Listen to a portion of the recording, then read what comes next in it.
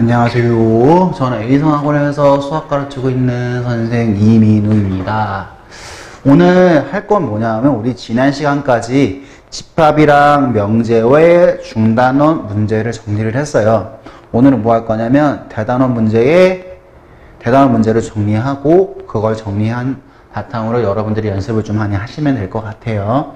1번부터 해가지고 진행을 해볼 거고요. 대단원 문제 지금 진행 한번 해봅시다. 페이지 64페이지 진행합니다. 1번 x바 x는 30 이하의 자연수이다. 우린 뭐로 주어진 거라고요? 조건제시법으로 주어진 거기 때문에 뭐로 고치자고요? 원소 나열법으로 고치자고. 그래서 어떻게 된다? 1, 2, 3 이렇게 해서 30까지 적혀 있는 게 전체 집합이 되겠고요. 됐나요? 두 번째 a라고 하는 건 2의 배수라고 나와 있으니까 얘는 뭐라 적으면 된다? 2, 4, 6, 8 이런 경우는 그래서 어디까지 적는다? 30까지 적으시면 된다 이거야. 얘도 마찬가지지? 3, 6, 9 해서 어디까지 간다? 30까지 간다 이 소리예요.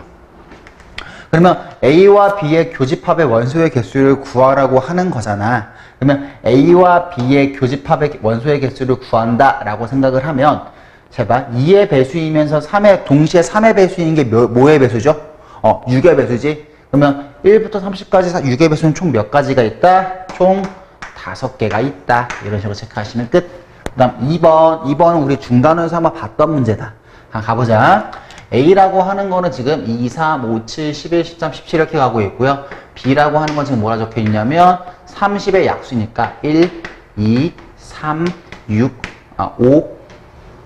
5, 6, 그 다음에 나오는 게 15, 30 이렇게 나옵니다. 근데 우리가 여기서 볼 건 뭐냐 하면 잘 봐. B라고 하는 걸 원소 나열법으로 고쳤지. 근데 잘 봐. X라고 하는 것과 우리 이 X의 개수를 구하는 거야. X라고 하는 건 A의 부분집합이고 X는 B와 서로소다. 그러니까 X와 B는 겹치는 게 없어야 된다 이 소리지. 그럼 B에 들어가 있는 것 중에서는 X에 들어가면 안 되는 거고 A에 들어가 있는 것들은 반드시 X에 들어가야 되는 거지. 그러면 잘 봐. 요 2라고 하는 거의 원소의 입장에서 본다 생각하면 지금 겹치는 것만 표시를 한번 해보자. 2 겹치고 3 겹치고 5 겹치죠? 나머지는 안 겹치지 하나도? 이제 한번 봐보자. 그러면 2라고 하는 거의 입장에서는 들어가야 된다, 들어가지 말아야 된다? 2라고 하는 거의 입장에선 들어가지 말아야 되고요. 3이라고 하는 원소의 입장에서도 들어가지 말아야 되고요. 5라고 하는 거의 입장에서도 들어가지 말아야 된다고. 됐지? 그 다음에 7이라고 하는 거는 들어가도 되고 안 들어가도 상관없고요. 그 다음에 11이라고 하는 것도 들어가도 되고 안 들어가도 상관없고요. 13이라고 하는 것도 들어가도 되고 안 들어가도 상관없고요. 17이라고 하는 것도 들어가도 되고 안 들어가도 상관없다는 얘기.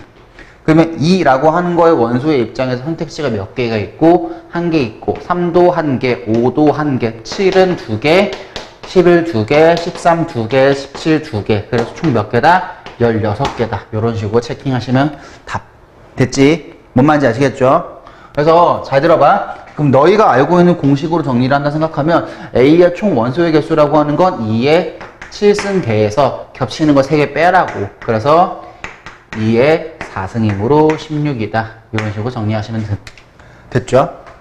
그 다음에 3번 갑니다. U라고 하는 게 전체 집합의 원소의 개수가 40이고 A를 읽은 애가 28명, B를 읽은 애가 20명. 그랬을 때 교집합의 최대와 교집합의 최소를 구하라고 하는 거지. 그러면 우리 이렇게 그리자. 벤다이어그램이라고 하는 걸 한번 생각을 해보자. 벤다이어그램이라고 하는 걸 한번 생각을 해보자. 포항학을 따질 때는 반드시 벤다이어그램을 그려서 확인하기로 되어져 있었죠. 그럼 벤다이어그램을 그려서 생각을 한다 생각하면 너의 원소의 개수가 40개, A라고 하는 거가 총 들어가 있는데 너의 원소의 개수가 지금 총 28개. 그럼 너의 원소의 개수가 최종적으로 얘가 20개. 그랬을 때 교집합이 최대일 때, 교집합이 최소일 때 원소의 개수를 구하라고 하는 거니까 교집합이 최대일 때 생각하자. 교집합이 최대일 때 같은 경우에는 B의 모든 것이 A에 들어갈 때 얘기하는 거지. 그러니까 교집합이 최대일 때 몇 개가 되는 거고 20개가 되는 거고 최소일 때 같은 경우에는 28 더하기 20이니까 28 더하기 20이니까 뭔 소리냐면 A랑 B랑 읽은 애들이 전체 집합이 되는 경우를 얘기하는 거야. 다시 한 번 더 어떤 경우를 얘기하는 거라고? A의 합집합 B라고 하는 게 A의 합집합 B라고 하는 게 A의 합집합 B라고 하는 게 전체 집합이 되는 경우, 이때 우리는 최대라고 얘기할 수 있다. 최소가 나온다고 얘기할 수 있다고. 무슨 말인지 이해 돼? 가장 적게 겹친 거잖아. 겹치는 게 제일 적은 거잖아. 그러니까 여기에서 구할 수 있는 건 뭐라고 구할 수 있다? 28 더하기 20 하면 얘는 뭐야? A 더하기 B인 거지. 거기에서 40이라는 걸 빼면은 최소값 얼마 나왔다? 8 나왔다. 그래서 얼마 나온다? 12 나왔다 라고 생각하는. 칠판 한번 지우고요. 4번부터 다시 진행합니다. 4번 한번 봐볼게. 4번. 지금 나와 있는 게 뭐냐면 U라고 하는 거, 전체 집합이라고 하는 거에 A가 포함된다 나와 있고, U라고 하는 거에 B가 포함된다 얘기 나왔고, 그랬을 때 A라고 하는 거와 B라고 하는 거의 교집합이라고 하는 게 지금 A라고 하는 집합이 나온다라고 얘기를 하고 있으니까 우리는 이거를 포함관계에 대한 얘기를 물어보고 있잖아. 포함관계에 대한 얘기를 물어보고 있으면 우리한테 얘기하는 건 뭐냐면 벤 다이어그램 그려라 이 소리야. 그러면 하나의 벤 다이어그램을 그려보자. 왜 전체 집합을 그리냐? 전체 집합 있다고 하잖아. 그려. A라고 하는 게 있고요. B라고 하는 게 있습니다. 두 개의 교집합이라고 하는 게 지금 여기지? 요 부분이 A라고 하니까 이 부분이 있으면 된다, 안 된다? 안 된다. 그러므로 A라고 하는 건 B라고 하는 거에 포함이 되는 게 당연하겠지. 이렇게 생각을 하시면 될 거야. 4번 같은 경우 어떠한 포함 관계를 따져라 라고 하면은 우리는 반드시 벤 다이어그램을 그려가지고 해석을 하자라고 생각을 해보시면 될 거야. 그런 문제로 5번 같은 경우에도 지금 대놓고 5번 같은 경우에는 저러한 게 성립하는지 뭘 그려서 확인하라고 나와 있어? 벤 다이어그램을 그려가지고 확인하라고 나와 있지. 그러니까 우리는 저거를 벤 다이어그램 그려가지고 확인해 보시면 되는 거야. 그러면 어떻게 확인해 보냐면 앞에 있는 좌변에 있는 거 한번 새로 그려보시고요. 우변에 있는 거 한번 새로 그려보세요. 그러면 그려보자. 전체 집합에 대한 언급이 아무것도 없으니까 안 그려도 상관없다는 얘기.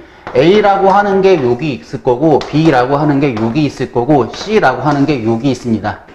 그러면 이거부터 따져보자. 우리는 B와 C라고 하는 거의 합집합이니까 우리는 여기 부분이 얘기가 되어질 거고, 그 중에서 A와 겹치는 부분 제끼라고 했으니까 A라고 하는 거에서 겹치는 부분 지워준다 생각하면 여기 부분이 되지 않을까? 이런 얘기. 그 다음에 뒤에 있는 것도 본다라고 생각을 하면 여기가 A라고 하는 게 있고, 여기가 B라고 하는 게 있고, 여기가 C라고 하는 게 있으면 A에서 B의 원소를 다 제끼라고 했으니까 처음에는 어떻게 나오냐면 요렇게 나오겠지? 두 번째 얘기, A에서 C의 원소를 다 제끼라고 했으니까 우리는 요렇게 나오겠지? 근데 두 개의 교집합하래지?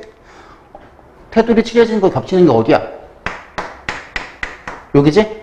그러니까 앞에 있는 5번이라고 하는 거는 앞에 있는 집합과 뒤에 있는 집합은 같은 집합이겠네. 이런 식으로 좀 증명을 해나가시면 될 것 같아요.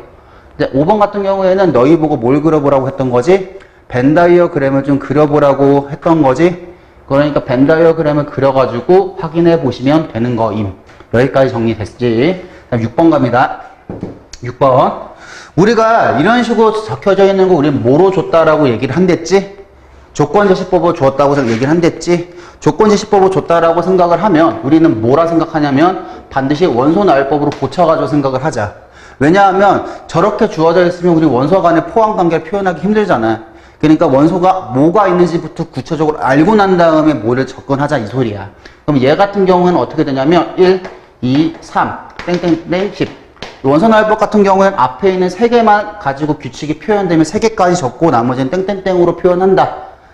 가장 기본적인 원소나열법의 성질. 그러면 A라고 하는 것도 마찬가지로 조건제시법으로 나와 있고 B라고 마찬가지로 조건제시법으로 나와 있으니까 표현하자. 근데 A라고 하는 건 A라고 하는 건 전체 집합의 부분 집합이기 때문에 우리는 어디까지만 쓰면 된다? 10가지의 홀수만 적어놓자. 어떻게 되면 얘는 1, 3, 5, 7, 9까지 적어내시면 괜찮을 것 같고 얘 같은 경우에도 마찬가지야. 10 안에 소수지? 야, 2가 소수에 안 들어간다고 생각하시는 분들 꽤 계시는데 2도 소수야. 3, 5, 7까지. 9는 소수 아니고. 됐지? 그럼 잘 봐. 우리는 포함관계에 대한 조사를 하는 거지. 그럼 우리는 반드시 뭘 그린다고요? 벤 다이어그램을 그리신다고요. 벤 다이어그램은 전체 집합이 존재하니까 전체 집합부터 생각을 하시면서 그려나가자 이야기. 그러면 벤 다이어그램의 원소를 채워나가는 데 있어가지고 제일 중요한 거, 가장 많이 겹쳐지는 부분부터 칠하자. 그려나가자. 그러면 얘와 얘가 가장 많이 겹쳐지는 거라고 하는 거는 이 부분이겠지? 이 부분의 원소는 뭐뭐가 들어간다? 3, 5, 7. 3, 5, 7. 3, 5, 7 이렇게 들어간다. 뭐 저기 부분 안 보여도 상관없어. 우리 구하고자 하는 건 저거니까 저거 이따가 보면서 볼게. 그 다음에 그 3, 5, 7을 제외한 부분은 1과 9니까 여기 부분이 1, 9 될 거고 B라고 하는 건 2만 들어가니까 여긴 2가 들어가겠지? 그러면 이제 하나하나 읽으면서 여기 부분에 들어가는 것까지 마무리 한번 채워보자. 1, 2, 3, 4 안 들어갔네. 그 다음 5 있고, 6 안 들어갔네. 7 있고, 8 안 들어갔네. 그 다음 10. 그러면 이제 우리 구하고자 하는 집합, 이게 무엇인지 조사를 한번 해보자. 그냥 이 말대로 한번 읽어보자. 이게 뭔 말이야? A라고 하는 놈이 아닌 거와 B라고 하는 놈이 아닌 거지. 그럼 A가 아니고 B가 아닌 거 두 개가 동시에 겹치는 건 어디야? A가 아닌 거니까 6일 거고 B가 아닌 거니까 6일 거니까 겹치는 건 없다? 너다. 이런 식으로 집합기호 안에 넣어주면 되는 거고. 그러면 우리 이거 바꾸는 방법 한번 배웠었지? 뭐라고? 드모르간 아저씨가 만든 거, 드모르간의 법칙. A 합집합 B라고 하는데 아닌 놈을 찾으면 되는 거니까 우리는 얘가 아닌 너만 적으시면 된다. 그래서 너는 뭐다? 우리는 이렇게 적으시면 된다. 4, 6, 8, 10. 정리하면 끝. 우리가 포항관계를 따지라 라고 하면은 나한테 뭘 물어보는 거라고? 벤 다이어그램을 그려라 라고 하는 하나의 주문을 하는 거예요. 그래서 되게 복잡한 거는 집합관계를 따지지 말라고 지도서에 적혀 있으니까 우리는 간단한 것들이 있기 때문에 벤 다이어그램을 그려서 확인해 보시고요. 하다가 정 귀찮으면 연산법칙으로 정리해 보시면 좀 간단하게 나올 거예요. 7번 갈게요. 7번 같은 경우에 다음 4개의 명제가 있으면 이 4개의 명제의 부정을 말하고 참과 거짓을 구분하여라 라고 하는 거니까 먼저 부정들을 다 체크를 한번 해보자. 부정들을 체크하면 정사각형은 서술어를 부정하는 거랬지? 서술어를 부정하는 거랬으니까 사각형은 평행사변형이 아니다. 이런 식으로 체크하시면 되는 거고 그 다음에 얘도 마찬가지로 부정 한번 해보자. 2는 귀찮다. 이거 아닌 거지? 다시 한 번 더. 그러면 잘 봐. 얘를 부정해라 라고 하는데 여기에서 조금 더 주의해야 되는 거 부정하다 그러면 이다를 아니다로 고치는 거 맞고요. 근데 모든 실수라고 하는 게 말했으니까 이는 어떻게 적는다? 어떤 실수 X에 대하여 얘가 아니다. 그러면 어떻게 되냐면 어떤 실수 X에 대하여 어떻게 적어낸다? X제곱이라고 하는 게 0보다 작거나 같다, 2다 이렇게 적어도 부정. 됐지? 마찬가지로 어떤 실수라는 말이 등장했으니까 얘는 뭐로 고친다? 모든이라고 하는 실수로 고친다. 모든 실수는 홀수가 맞다. 이렇게 가시면 되겠죠. 다시 한 번 더. 그러면 이제 위에 있는 것부터 참과 거짓을 좀 구분해 나가시면 될 것 같아. 그러면 정사각형이라고 하는 거와 평행사변형이 아니다. 정사각형이라고 하는 거는 어떤 걸 정사각형이라고 얘기를 하지? 네 변의 길이가 모두 같고 그 다음에 네 각의 크기가 모두 같고 마주보는 변이 항상 평행하지? 그러면 평행사변형이라고 하는 건 뭔데? 마주보는 변이 평행한 건 맞아. 그런데 내 변이라고 하는 게 같아도 되고 아니어도 되는 거지. 다시 한 번 더. 그러면 내 각이라고 하는 것도 같아도 되고 아니어도 되는 거지. 근데 잘 봐. 이러한 조건이 아니라고 하는 거잖아. 그럼 잘 봐. 정사각형이라고 하는 거, 정사각형이면 평행사변형이 아니다. 정사각형이면 평행사변형이 아니다. 잘 봐. 요 모든 조건들이 아니라고 하는 거니까 요거이면은 요거라고 얘기할 수 있냐고. 아니겠죠? 그 다음에 2는 집합 1, 3, 5라고 하는 거에 원소가 아니다 라고 나와 있는데 자 봐. 집합 135라고 하는 거에 원소라고 하는 거는 2가 들어가 있지 않죠? 그러면 2라고 하는 거는 집합 135의 원소다? 아니다. 그래서 맞는 말이다. 그 다음 모든 실수 x에 대하여 x제곱이라고 하는 건 0보다 크다라고 나와 있는데 여기서 한번 생각해보자. 어떤 실수 x에 대하여 이걸 부정했지? 어떤 실수라고 하는 말은 뭐야? 단 하나라도 요식을 성립하면 되는 건데 실수 x라고 하는 거의 제곱이라고 하는 건 0보다 크거나 같다라고 하는 말이기 때문에 x의 제곱이라고 하는 건 0과 같은 경우가 생긴다는 소리지.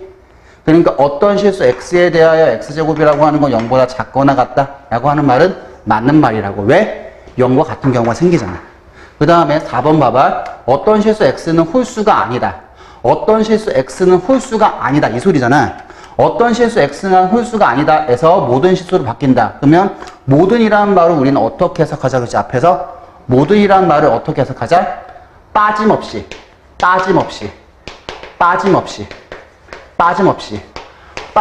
모든 실수들은 다 홀수가 맞다. 빠짐없이 모든 실수들이 홀수가 맞다? 아니지. 짝수인 경우도 있잖아. 그래서 거짓까지 생각하시면 될 거야. 그래서 7번까지 정리를 했고요.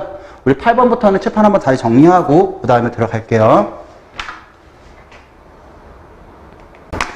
8번 가보자. 8번. P라고 하는 조건이 있고 Q라고 하는 조건이 있는데 P면 Q이다에 여기 참이 되는 N의 개수를 찾아라 라고 하는 거야. 그러면 우리 이렇게 생각을 하자. P면 Q이다. 잘 봐. 앞에 있는 거는 우린 조건이라고 생각하고 뒤에 있는 것도 조건이라고 생각할 거야.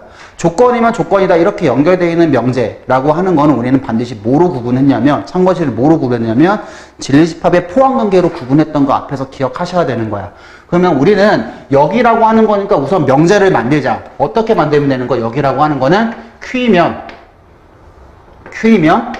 P이다 라고 하는 명제를 우선 만들자. 그럼 만들었을 때 어떤 게 어떤 거에 포함된다고? Q의 진리집합인 라지 Q라고 하는 게 P의 진리집합인 라지 P라고 하는 거에 포함이 되어지면 된다라고 생각하시면 되는 거야. 그러면 우선은 P라고 하는 거는 무슨 범위가 내가 알고 싶게 나왔으니까 Q라고 하는 거의 범위를 찾자. Q라고 하는 거의 범위를 찾으면 Q라고 하는 거는 절대값이 풀리면서 어떻게 되냐면 X의 마이너스 N이라고 하는 건 2와 마이너스 2 사이가 됐고 X라고 하는 범위는 2 플러스 N과 마이너스 2 플러스 N 이렇게 되지? 그러면 이제 우리가 주의해야 되는 건 뭐냐면 Q라고 하는 범위와 P라고 하는 범위를 비교해야 되는 거야. 근데 우리 앞에서 원소들이 하나하나 나열되어 있는 경우는 벤 다이어그램을 그려가지고 확인을 했는데 잘 봐. 이런 식으로 범위가 나와 있을 경우에는 우리는 어디다 그리자라고 앞에서 얘기했냐면 수직선 위에다 그리자라고 얘기를 했어. 그럼 수직선 위에 그리는데 수직선 위에 그리는 건 고정되어 있는 걸 먼저 그린다. 움직이는 걸 먼저 그린다. 고정되어 있는 걸 먼저 그린다. 어떤 X축이라고 하는 게 하나 있다라고 생각을 하자. 그랬을 때 우린 마이너스 5서부터 어디까지야? 3까지지? 여기까지라고 생각하시면 되는 거고 X라고 하는 범위가 P가 더 커야 되기 때문에 얘는 어디 들어가야 된다? 여기 안쪽에 들어갈 수밖에 없다. 이 소리.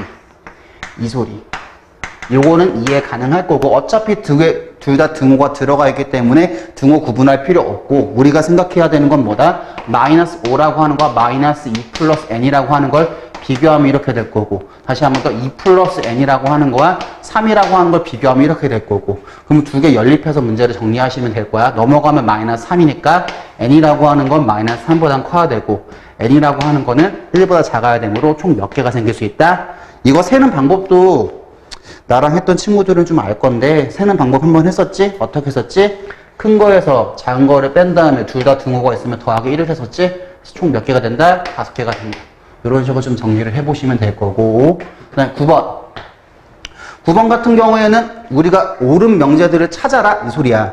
근데 찾는 것도 어떻게 찾냐면 한 명제를 가지고 참이 명제를 반드시 2개를 끌어낼 수 있어. 참이라고 하면 반드시 2개의 명제를 끌어낼 수 있지.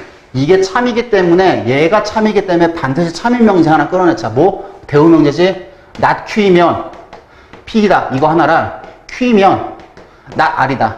그래서 이 네 개를 가지고 저 기역, 니은, 디귿, 리을 중에서 맞는 것들만 뽑아내시면 되는 거야. 그러면, 그러니까 되게 힘들긴 하지만 이렇게 가보는 거야. 기역번이라고 하는 걸 보면서 시작하는 게 어디인지를 확인하세요.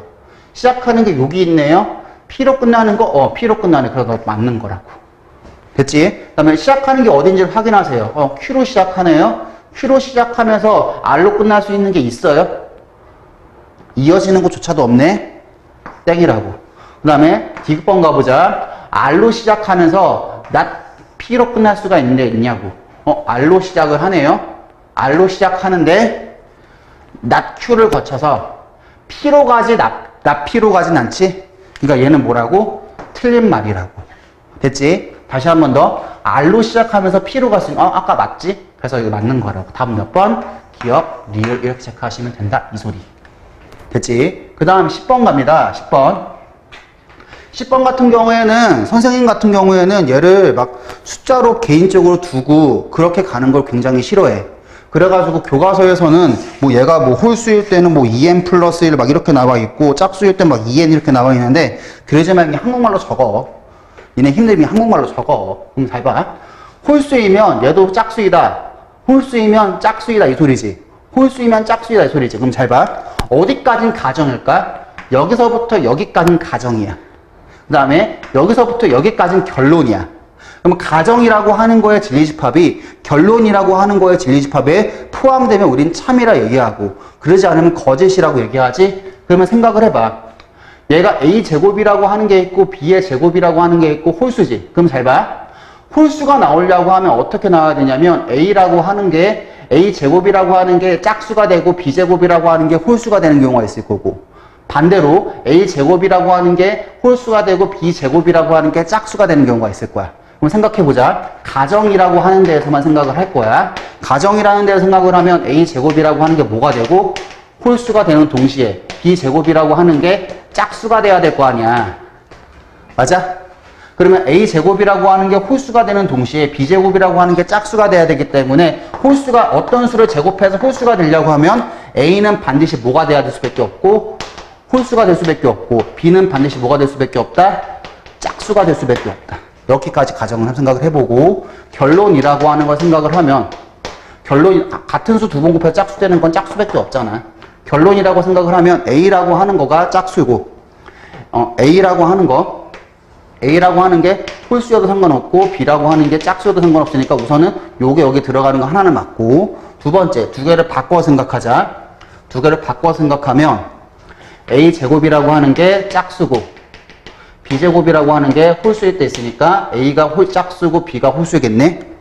이렇게 묻고 이렇게 묻자. A가 짝수고 B도 홀수겠네. 그럼 얘 봐봐. 얘도 두 개를 바꿔도 짝수가 되는 거 맞지? 두 개를 바꿔도 짝수가 되는 거 맞지? 그래서 A가 짝수고 B가 홀수인 경우. 자, 봐. 요거까지 있고요. 하나 더 있는 게 뭐 있어? A가 짝수고 B도 짝수인 경우까지. 그래서 잘 봐. 결론의 진리집합이라고 하는 게 가정의 진리집합보다 분명 크지? 그러니까 얘는 뭐라고요? 얘는 뭐라고요? 얘 참일 수밖에 없는 거라고요. 됐나요? 그래서 어떤 명제가 참인지 거짓인지 구분하는 방법이라고 하는 건 책에서 몇 가지 딱 나와 있는 게 우리는 모이면 모이다라고 하는 조건이면 조건이다 명제라고 하는 게 나와 있다라고 생각을 하면 반드시 진리집합을 가지고 구분한다라고 하는 걸로 나와 있으니까 그렇게 증명을 해나가고 있는 거야. 그러면 이제 또 칠판 다 지우고요. 11번부터 뒤에 있는 문제 다시 한번 정리를 한번 해가보자. 자, 볼게요. 11번 갑니다. 보자. 11번 같은 경우에는 이러한 하나의 명제가 있대. 이거를 뭐로 증명하라? 규律법으로 증명하라. 잘 봐. 우리 규律법이라고 하는 거 언제 쓰니? 규律법이라고 하는 거 그냥 모순이라고 하는데 그냥 모순보다도 이렇게 기억하고 있으면 돼. 그러니까 잘 봐. 나의 성질들이 있잖아. 나의 성질들 중에서 아닌 게 내가 아니잖아. 그러니까 뭔 말이냐면 안경 쓰고 있는 애라 보자. 그러니까 이렇게 잘 봐. 김철수는 안경을 썼다. 이렇게 했다고 생각하면 잘 봐. 김철수가 안경을 쓰고 있으면 그 명제는 참이 되는 거고 김철수가 안경을 안 쓰고 있으면 그 명제는 거짓이 되는 거잖아. 근데 잘 봐. 그러면 안경을 쓰지 않았다라고 하는 게 거짓이면은 반드시 얘가 참일 수밖에 없는 거지. 어느 때 쓰는 거냐면 이 결론이라고 하는 거 있잖아.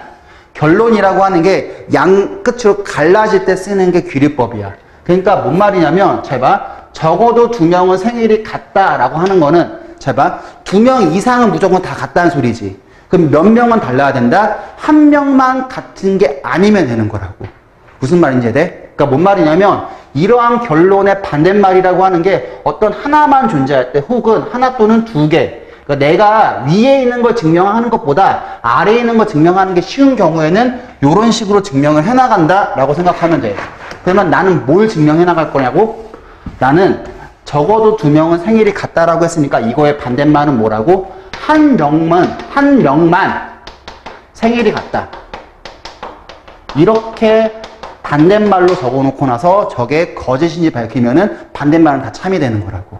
그럼 잘 봐. 한 명만 생일이 같다. 그럼 500명이잖아. 그럼 우리 이렇게 생각해 볼까? 이렇게 생각해 볼까? 1년이라고 하는 거는 반드시 365일이 있던가 또는 366일이 있어. 365일이 있던가 366일이 있어. 그러면 한 명만 같다라고 생각을 하면 365명은 생일이 같고 366명은 생일이 다 다를 거 아니야. 무슨 말인지 이해돼? 그러면 367명이라고 하는 애는 어떻게 되든 간에 요 앞에 있는 애들과 생일이 같아질 수밖에 없다고. 다시 결론. 그러니까 우리는 한 명만 같다라고 하는 거를 지금 거짓이라고 보여주고 있는 거야. 그러면 나머지가 다 뭐가 되는 거라고? 다 참이 되는 거라고. 그래서 한 명만 생일이 같을 수 있다 없다? 불가능하다. 왜? 367번째에 있지. 얘는 무조건 앞에 애랑 같아질 거거든. 그러니까 얘는 거짓이 되기 때문에 반드시 생일이 같다? 적어도 2명은 생일이 같다. 이 말이 참이 되는 거라고. 그러니까 귀류법이라고 하는 건 결론이 몇 가지로 나뉘지만 내가 증명할 게 적을 때 그쪽으로 하시는 게 좀 더 편리하다는 얘기야. 그래서 귀류법을 쓰는 거야. 그래서 그 다음에 그래서 이 명제는 뭐다? 이 명제는 참이다. 왜냐하면 결론을 부정했을 때, 결론이 아니라고 했을 때 그 말이 거짓이기 때문에 원래 명제는 참이다 라고 생각하시면 된다 이 소리. 그 다음에 12번 갑니다. 조건 P라고 하는 거와 조건 Q라고 하는 거와 조건 R이라고 하는 게 나와 있습니다. 조건 P, 조건 Q, 조건 R이라고 하는 말이 나와 있습니다. 근데 잘 보세요. 우리가 이런 식으로 조건 P, Q, R이라고 하는 게 나와 있을 때 조건 P, Q, R의 관계를 따지는 게 필요조건과 충분조건이라고 얘기를 했었습니다. 우리가 아까도 얘기했다시피 조건 P, 조건 Q, 조건 R의 이 세 조건들의 관계를 따지는 게 필요조건과 충분조건이야. 근데 필요조건과 충분조건이라고 하는 거는 이렇게 따지는 게 제일 더 용이합니다. 말 뜻으로 헷갈리잖아. 그냥 이렇게 봐. P라고 하는 조건이 있고 Q라고 하는 조건이 있고 R이라고 하는 조건이 있으면 조건이 있으면 반드시 진리집합이 존재할 거고 조건이 있으면 반드시 진리집합이 존재할 거고 조건이 있으면 반드시 진리집합이 존재할 거 아니야. 맞지? 그러면 진리집합들 간의 포함 관계를 가지고 우리는 필요조건인지 충분조건인지를 구분하시면 되는 거야. 그러면 갑니다. 얘의 진리집합이라고 하는 거는 X가 얼마랑 얼마가 되면 되는 거야? 1과 마이너스 1이 되면 되는 거고 얘도 마찬가지로 1과 마이너스 1이 되면 되는 거네. 근데 잘 봐. 얘는 뭐야? 1과 마이너스 1과 마이너스 2가 되면 이 조건은 참이 되는 거고. 됐지? 그럼 진리집합의 원소는 요거 3개고 진리집합의 원소는 요거 2개고 진리집합의 원소는 요거 2개야. 됐지? 그러면 이제 우리가 구분할 건 이거야. 우리 이제 문장 성분만 보면 된다겠지? 어떻게? 얘는 주어고 얘도 주어고 얘도 주어고 편의상 요 뒤에 있는 거 우리는 뭐라 보자고? 목적어라 보자고. 얘 뭐라 보자고? 목적어라 보자고. 얘 뭐라 보자고? 목적어라 보자고. 그러면 이제 진리집합들 간의 포함관계를 한번 생각을 해보자. P라고 하는 거와 Q라고 하는 거는 서로 같은 집합이고 그 다음에 R이라고 하는 건 두 집합을 포함하는 관계지? 됐지? 그럼 이제 생각 잘 봐. 우리가 충분조건이다 라고 하는 거 우리 아까 앞에서 어떻게 정리했고 필요조건이다 이거 앞에서 어떻게 정리했는지만 생각을 해보자. 충분조건이다 라고 하는 거는 주어의 진리집합이 작은 걸 다시 한 번 더. 충분조건이다 이건 뭘 얘기한다고? 주어의 진리집합이 작은 걸 얘기한다고. 다시 한 번 더 필요 조건이다 이걸 뭘 얘기한다고? 목적어의 진리집합이 작은 걸 얘기한다고. 그래서 아까 얘기했잖아. 여기 주어 들어있다고. 주자 들어있잖아. 필요 조건 여기 미음자 들어있잖아. 그래서 필요 조건은 목적어가 작은 거고 충분 조건은 주어가 작은 거다. 이렇게 생각하시면 된다 이 얘기야. 자, 그러면 제발 그럼 주어랑 목적어를 비교하고 있지. 주어라고 하는 건 P고 목적어의 자리에 들어가는 건 Q잖아. P라고 하는 거와 Q라고 하는 건 서로 같은 집합이지. 그러면 주어가 작기도 하고 목적어가 작기도 하지. 그럼 둘 다 동시에 만족하기 때문에 우리는 뭐가 적는다? 필요 충분 조건이라고 적으면 된다. 됐니? 그 다음에 두 번째 것 R이라고 하는 게 있고 P라고 하는 게 있지. 그럼 잘 봐. R이 크니 P가 크니 그것만 구분해. R이 크네요 P보다. 그러면 목적어가 작기 때문에 뭐라 적는다고요? 필요 조건이라고 얘기한다고요. 됐나요? 그 다음 세 번째 Q는 R이기 위한 무슨 조건입니까? 얘기하고 있는데 Q라고 하는 게 작아요? 주어가 작아요? 목적어가 작아요? 주어가 작으니까 무슨 조건? 충분 조건이다 라고 얘기하시면 된다 이거야. 여기까지 정리 끝. 그래서 주어가 큰지 목적어가 큰지만 구분할 수 있으시면 되는 겁니다. 오케이 갑니다 이제. 하나의 13번 가시면 13번은 하나의 집합이라고 하는 게 뭐다? 라고 하는 걸로 정의가 되어 있고요. 그래서 X라고 하는 거는 A의 10이라고 하는 거의 원소이고요. 이거 가 라고 나와 있지? 그럼 잘 봐. 이게 뭐라고? 주어라고. 그 다음에 이게 뭐라고? 얘가 목적어라고.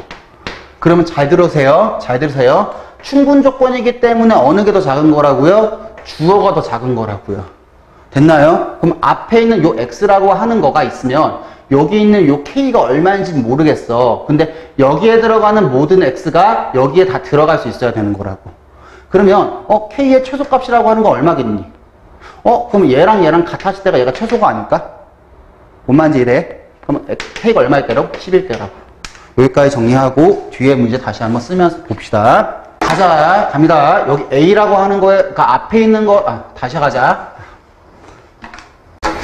이제 14번부터 다시 한번 진행해보자. 14번부터. 14번 진행하는 데 있어가지고 우리 생각할 거 몇 가지만 생각해보자.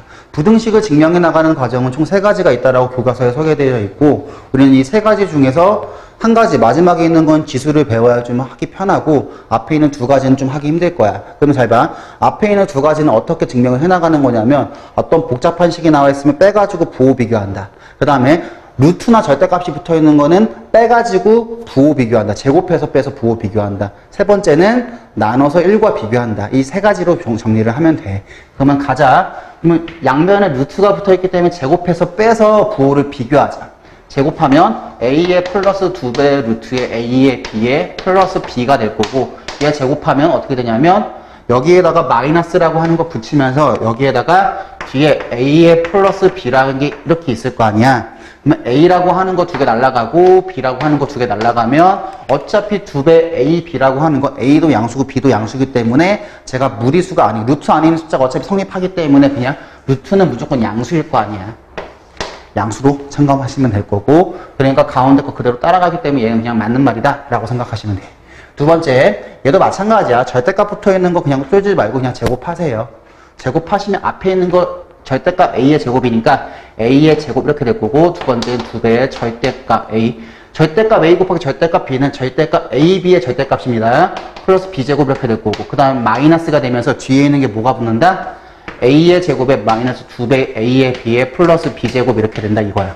그러면 앞에 있는 거와 뒤에 있는 거 정리하면 어떻게 되냐면 A제곱 지워지고 B제곱 지워지니까 2배의 A의 B의 절대값이라고 하는 거에 플러스 2배의 A의 B 이게 되니까 A, B라고 하는 게 양수일 때 같은 2개 더해서 양수가 될 거고 그 다음에 얘가 음수가 된다고 하면 빠지기 때문에 0과 같아질 거 아니야. 그러므로 가운데 있는 게 같아진다. 이렇게 정리하시면 되겠고요. 그 다음 15번 갈게요. 15번 이거에 뭘 구하라고 하는 거냐면 지금 최소값을 구하래요. 제발 최소값을 구하라고 하는데요. 최소값을 구하라고 하는데요. 우리 이렇게 생각하자. 우리 산술기하 평균이라고 하는 거 산술기하 평균이라고 하는 게 무엇인지만 다시 한번 정리해보자. 산술기하 평균이라고 하는 건 산술 평균이라고 하는 게 뭐냐면 어떤 두 수라고 하는 걸 2로 나눈 거. 그러니까 더하기의 평균이라 보시면 되고요. 기하 평균이라고 하는 건 뭐냐면 어떤 두 수의 곱이라고 하는 거에 루트를 붙인 거. 기하적인 평균이라고 하는 거 두 곱의 평균이라 보시면 돼요. 그랬을 때 숫자 대충 넣어보시면요. 산술 평균이 좀 더 커요. 근데 A라고 하는 거와 B라고 하는 게 같아질 때 2 들어가면 같을 거 아니야. 그러니까 이러한 관계를 성립해요. 이러한 관계가 성립하는데 우리가 생각할 건 뭐냐면 이 산수의 기하평균, 산수의 평균과 기하평균의 관계라고 하는 걸 언제 써먹냐면 이렇게 생각하시면 돼요. 왼쪽에 있는 건 합을 주지. 합을 줬을 때 뭐의 최대를 구하는 거라고? 곱의 최대를 구하자고. 다시 한 번 더. 곱을 줬을 때 우린 뭘 구하는 거라고요? 합의 최소를 구하는 거라고요. 그럼 잘 봐. 근데 거기에 지금 곱 형태가 돼 있지. 그러면 이거를 전개해서 합의 형태로 고치자고. 됐니? 그러면 고치면 어떻게 되냐면 요렇게 두 개 곱하면 6이고 요렇게 두 개 곱하면 6이니까 얘는 뭐가 되냐면 12 이렇게 될 거고 그 다음에 요렇게 두 개 곱하면 xy분의 9고 그 다음에 더하기 요렇게 두 개 곱하면 4의 xy니까 여기에 합이라고 하는 게 주어져 있구나. 얘를 가지고 곱의 얘의 합이라고 하는 게 주어져 있으니까 얘를 가지고 우린 곱을 구할 수 있지. 곱이 지금 얼마니? xy분의 9라고 하는 거에 곱하기 4의 xy니까 곱이라고 하는 건 36이지. 그러면 얘를 산수의 기하평균이라고 하는 거, 산수의 평균과 기하평균의 관계로 정리하면 xy라고 하는 거에 9 더하기 4의 xy라고 하는 건 크거나 같습니다. 2배의 루트에 36보다. 그럼 얘가 얼마가 되고 12가 되니까 12라고 하는 건 얘의 최소지. 그럼 12 더하기 10이라고 하는 게 최소가 되겠지. 그래서 얘의 값은 얼마가 된다? 24입니다. 이런 식으로 정리하시면 된다. 이런 소리입니다. 여기까지 정리하시고 16번 갈게. 보자. 16번 봤을 때 A에서 A라고 하는 게 있고 A에서 B를 뺐을 때 한 개가 된다는 얘기니까 A에서 B를 뺐을 때 한 개가 된다는 얘기니까 여기에 한 개 존재할 수 있고요. 여기에도 한 개가 존재할 수 있겠지. 그 다음에 두 번째 A에서 C를 뺐을 때 한 개가 된다는 거니까 여기에가 한 개가 되고 여기에 원소가 한 개가 될 수 있겠지. 그러면 잘 봐. 여기에도 있겠지만 우리 이런 식으로도 생각할 수 있어. 여기에도 있다라고 생각해 볼 수 있어. 여기에도 있다라고 생각해 볼 수 있어. 한 개가. 여기에도 있다라고 한 개가 있다라고 생각해 볼 수 있어. 그러면 이제 M이라고 하는 걸 구한다고 생각을 한번 해보자. 원소들의 합이니까 이 노란색 영역의 원소들의 합이니까 여기에 들어가는 원소들을 다 더해야 된다는 얘기잖아. 그러면 원소의 개수가 제일 적을 때랑 제일 많을 때를 생각해 보자는 얘기. 그러면 원소의 개수가 제일 적을 때니까 그때 몇 개야? 여기에 들어갈 수 있는 게 한 개 들어가는 게 제일 적을 거야. 그 다음에 여기 들어간 거 나머지를 제외하고 총 몇 개 들어갈 때가 제일 큰 거다? 5개가 들어갈 때가 제일 큰 거라고. 무슨 말인지 알겠지? 그럼 잘 봐. 여기에 하나가 들어갔다 생각하면 하나가 무조건 들어가게 되는 거잖아. 그러면 하나가 무조건 들어가게 되는 거니까 여기 있는 원소들 중에서 합이 제일 작으려면 제일 작은 값이 들어가야지만 제일 작을 거고 그 다음에 원소가 5개가 들어가야 되니까 요렇게 5개가 합을 더하면 39 나오거든. 그때가 제일 클 거야. 그렇게밖에 정리를 못 하겠네. 우리 이렇게만 생각하시면 될 것 같아. 그래서 안에 들어가는 거라고 하는 게 여기가 몇 개 들어가느냐라고 하는 거 원소의 개수로 줬으니까 원소의 개수라고 하는 걸로 먼저 주목을 해가지고 정리를 해나간다라고 생각하시면 될 것 같고요. 그 다음 17번 가봅시다. 마지막 문제입니다. P라고 하는 거와 Q라고 하는 게 나와 있는데 P라고 하는 진리집합을 라지 Q라고 주고요. Q라고 하는 진리집합을 라지 Q라고 줬습니다. 그랬을 때 다음과 같은 조건이 나왔을 때 이 조건을 만족하는데 이거는 무슨 조건이냐라고 하는 건데 앞에 있는 P라고 하는 게 얘가 지금 주어고 그 다음에 Q라고 하는 게 얘가 지금 목적어니까 어느 게 큰지 다음 조건을 이용해서 한번 확인해 봅시다. 그러면 우리가 요런 게 나왔으면 벤 다이어그램을 그리셔도 되는데 마지막 문제니까 우리 식으로 한번 해결해 보자. P라고 하는 거의 합집합에 Q의 교집합, P의 여집합의 전체의 여집합일 거 아니야. 됐지? 그러면 우리 이거 정리하면 P의 합집합이라고 하는 게 나와 있고 뒤에는 뭐로 바뀌냐면 P의 합집합에 Q의 여집합 이런 식으로 바뀔 거고 그 다음에 우리는 분배 법칙이라고 하는 걸 적용해 볼 수 있지. 가운데 거 따라가면서 앞에 있는 거 가로 하나 뒤에 있는 거 가로 하나 앞에 있는 건 그대로 가시고 뒤에 있는 것도 그대로 가시고 앞에 있는 것만 분배해서 적어주시면 된다 이야기. 그러시면 요거라고 하는 게 지금 뭐가 되냐면 얘가 지금 P가 되는 거지. 그 다음에 얘라고 하는 거 합집합을 하는 거잖아. P가 얘와 합집합을 했을 때 얘가 지금 뭐가 된다고? 전체 집합이 된다 이 얘기. 그러면 이거 다시 한번 생각해 보자. P라고 하는 게 합집합이고 얘가 있으니까 얘를 정리하면 P라고 하는 거의 합집합에 P의 합집합에 Q의 여집합인데 지금 요거라고 하는 거와 P라고 하는 게 있잖아. P라고 하는 게 P와 얘와 합집합을 하고 얘랑 합집합을 하면 P 또 없어질 거고 그 다음에 요거 마저 정리하면 P의 합집합의 Q의 여집합이 됐는데 얘가 지금 전체가 된다는 소리니까 얘가 지금 뭘 얘기하는 거냐면 P라고 하는 게 안에 있고 그 다음에 Q라고 하는 게 안에 있는 걸 얘기하니까 Q가 목적어가 P보다 안에 있으니까 목적어가 훨씬 작은 거니까 필요 조건이다 이런 식으로 정리하시면 될 거야. 여기까지 정리할 거고 앞에 있는 중단원과 대단원 정리 다 했고 여기까지 보시면 될 것 같아. 그리고 여기 있는 문제들은 그래도 많이 반복해가지고 다 정리할 수 있게 되었으면 좋을 것 같아요. 여기까지 합시다. 수고하셨습니다.